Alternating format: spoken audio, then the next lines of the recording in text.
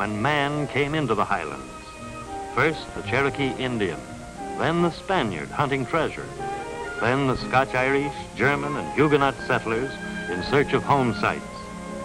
They came nearly 200 years ago, cleared the wilderness to build log cabins, fought the forest for cropland, then settled down, walled in from the rest of the world. This is the story of their descendants, of people who still live by simple, honest values in a world grown complicated all around them. The man who never strays from the highway will never learn the story or know the soul of the Highlands. It lies farther back, in homes hidden deep in the hollow, and in the classroom of a mountain school. At 3:30 on a school day afternoon, the mountains called to the children of the southern Highlands. The quiet old hills are jealous of schools and school teachers. I know, because I grew up in these mountains. I teach with textbook and blackboard, but the mountain uses magic and charm. In my sight, these children are the hope of a better future for the South. The mountain wants them to listen to the music of tumbling rivers and get their feet tangled in a laurel slick. But because they are mountain children, they'll listen to me and to the mountain too, and keep the best of each. A hill child starts life with just about what his father and grandfather had. Pure air, pure water, and a far view from the front porch of his father's house.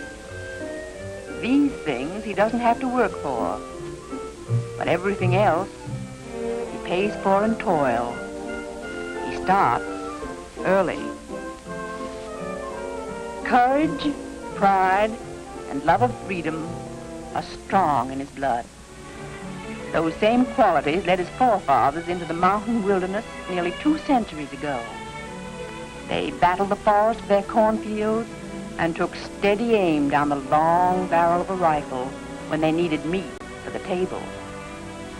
They came from Scotland and Ireland mostly, clannish people with dry humor and gunpowder tempers. Sentimental too, lovers of song and respecters of God. That's why their hearts melted when they saw the green giants of the Highlands. They were humbled the way we are today. Ben Blair put it in words last Sunday when I saw him just before church. Well, I'll tell you, I think a man back here in these mountains enjoys himself just about as much as any people there is on earth living. There's nothing to bother him much, and he can serve the Lord. All this land of ours don't belong to us. It belongs to our Maker. And he has got control of it all. And if he gives us the rain and the sunshine and the seed, well, we have good crops. And I think that's the greatest thing in life that could be handed down to us, is just to live for the Lord while we're here and try to get to a better world over yonder.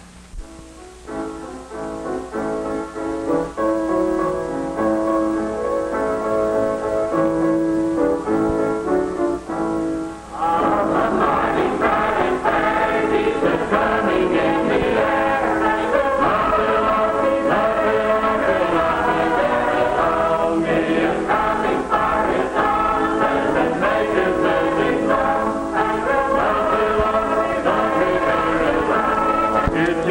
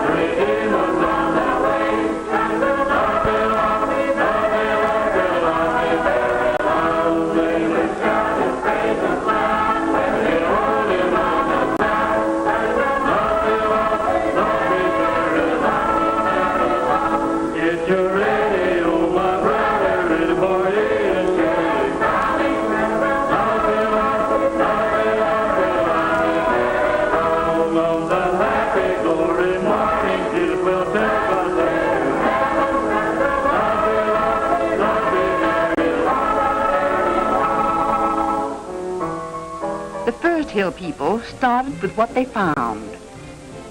They cut logs to build cabins and split shingles to cover the roofs.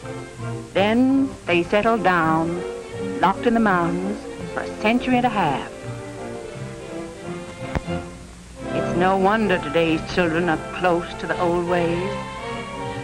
Sometimes very close.